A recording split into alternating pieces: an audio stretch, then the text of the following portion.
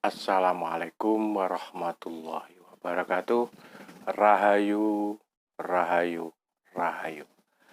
Salam sehat selalu. Semoga Allah memberkati kita dan memberi kesehatan pada kita. Semoga Allah menjauhkan dari kita dari wabah COVID-19 yang melanda negeri kita tercinta. Amin, amin, Allahumma amin. Pada kali ini saya akan memberikan tutorial tentang penyembuhan penyakit yang sulit dideteksi oleh alat-alat kesehatan. Akan tetapi, dampaknya sangat merugikan pada kita semua. Banyak orang yang sudah berobat kemana-mana, ke medis maupun non-medis, tidak ada ujung kesembuhannya. Akan tetapi, mengeluarkan biaya yang banyak, tapi tidak bisa sembuh. Pada kali ini, saya mau memberikan tips tentang penyembuhan penyakit yang sulit dideteksi dan didiagnosa untuk memberikan obat. Penyakit itu adalah yang diakibatkan oleh virus RU yang menyerang peradangan usus besar, yang akan mengakibatkan dampak-dampak yang merugikan pada organ-organ pada tubuh kita. Peradangan tersebut akan mengakibatkan menimbulkan suatu gas, yang gas itu apabila naik ke otak saraf belakang, ke kepala akan merasa pusing, mumet, vertigo, kayak orang kena darah tinggi. Akan tetapi bila dicekkan, itu tensi cenderung normal. Nah, itu sakit apa? Itu banyak orang yang bantah. Wah, aku kena darah tinggi nih. Dok, saya kena darah tinggi, mumet, keliang-keliang. Tapi di tensi normal, dokter bilang.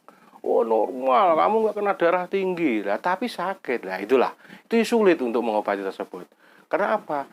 Penyakit tersebut bisa dideteksi dengan ciri-ciri dan tanda-tandanya. Biasanya kalau gasnya itu menjalar ke bagian dada, itu dadanya itu kebak, sesek, jantung berdebar, kayak orang kena penyakit jantungan. Akan tetapi bila dicek, jantungnya normal. Itu teman saya itu pernah bilang kepada saya, Pak D, gitu. Kenapa? Saya itu sakitnya gini. Sudah saya berobat ke sana, katanya saya jantungan. Enggak lah, kamu enggak jantungan. Nanti kalau kamu jantungan, diperiksakan, nanti kalau kamu jantung ya, saya yang membiayai biaya ceknya dan pengobatannya. Akan tetapi kalau kamu nanti enggak punya penyakit jantung, kamu bayar sendiri loh ya. Karena apa? Karena kamu bukan jantungan, tapi kamu ada penyakit lain. Dan sakit apa, Mas? Wah, itu sakitnya nggak bisa digambarkan. Wong entot dipoto oleh. Nah, saya bilang gitu. Entot itu ada dampaknya. Ada baunya, ada imbasnya, tapi tidak bisa dipoto. Nah, itu namanya, seperti itulah penyakit RU. Apabila orang tersebut kena RU, biasanya itu susah tidur. Nah, tidurnya itu susah, bisa tidur bangun tengah malam, itu nggak bisa tidur lagi. Oh, pikirannya itu kayak gimana ya, gerambyang itu, kayak orang depresi, nggak mau berinteraksi dengan orang, itu, ya, maunya menyendiri, takut dengan dirinya sendiri, sering mimpi jelek. Itu biasanya banyak orang yang mengatakan dia itu kena saraf kejiwaan atau orang gila. Ya memang benar, kalau kena RU itu lama-kelamaan tidak ditangani, tidak diobati, iya tak? Itu bisa seperti orang gila. Itulah namanya penyakit RU. Biasanya sekitar jam 6 pagi sampai jam 10 itu keluar keringat. Nah, keringatnya itu lengket-lengket gitu loh. Tapi dia nggak demam. Nah, itulah salah satu juga adalah tanda-tanda penyakit RU. Terus juga biasanya BAB-nya apabila sudah tidak BAB 3-4 hari, biasanya BAB-nya itu ya tetap coklat kehitaman tai kambing.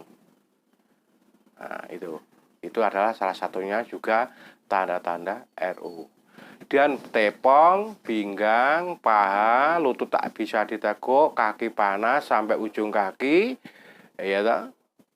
Kayak orang kena asam urat, akan tetapi bila dicekkan adalah hasilnya adalah normal. Gitu. Kan susah gitu.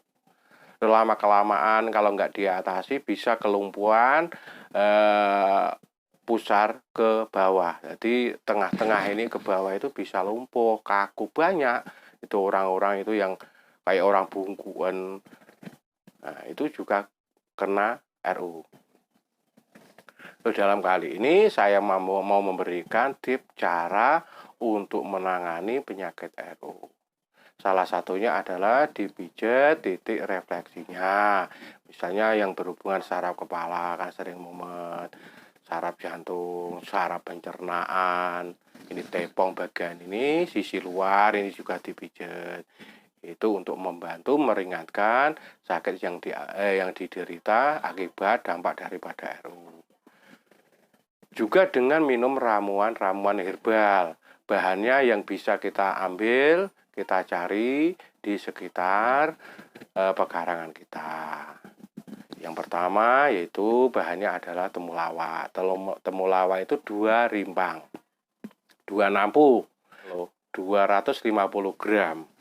Yang kedua ini adalah kunir. Kunir juga 2 on. Ini kunir. Yang ketiga ini adalah buah delima putih. Delima putih ini bunganya warnanya kuning. Buahnya hijau, kalau sudah tua warnanya kuning, kalau dibelah warnanya putih. Ya toh?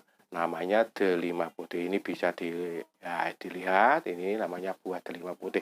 Cuma diambil kulitnya saja. Tapi untuk penyakit lain bisa mengambil dari pupus delima putih. Nanti saya ceritakan di tip yang lain. Kesempatan yang lain saya jelaskan gunanya untuk apa daun delima putih. Yang ketiga adalah yaitu daun meniran. Daun meniran ini biasanya banyak di persawahan, di perkebunan. Ini daunnya seperti ini, ada menir-menirnya seperti menir. Bukan menir beras ya, tapi daun meniran. Yang ketiga adalah daun remujung atau kumis kucing, binahong, dan umbinya. Bahan-bahan tersebut direbus dengan panci stainless atau dari kuali tanah itu. Wong Jawa lek ngarani kuali sangka tanah. Itu bisa untuk merebus jamu, dikasih air 5 gelas, disisakan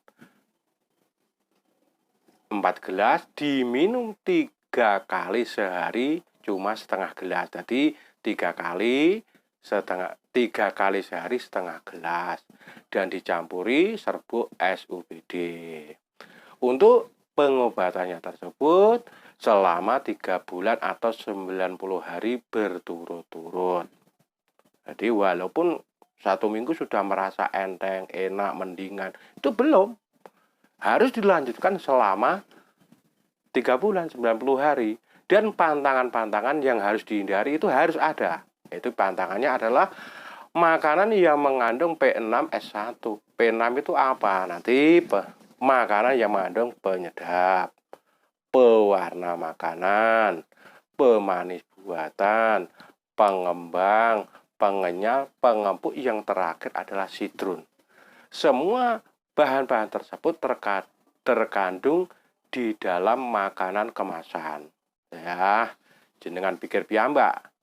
Mungkin Anda lebih tahu makanan apa yang mengandung bahan tersebut, minuman apa yang mengandung asam sitrik, itu Anda tahu sendiri. Tolong itu dihindari untuk mempercepat penyembuhan. Karena apa? Walaupun kita minum obat, minum jamu, di terapi, tetek bengek, kita nggak mau meninggalkan makanan dan minuman pantangan. Susah untuk disembuhkan. Karena apa? Karena adalah orang yang mau tarak, Lek wong Jawa diarani tarak atau pantangan, itu adalah 60% untuk mencembuhan. Gitu.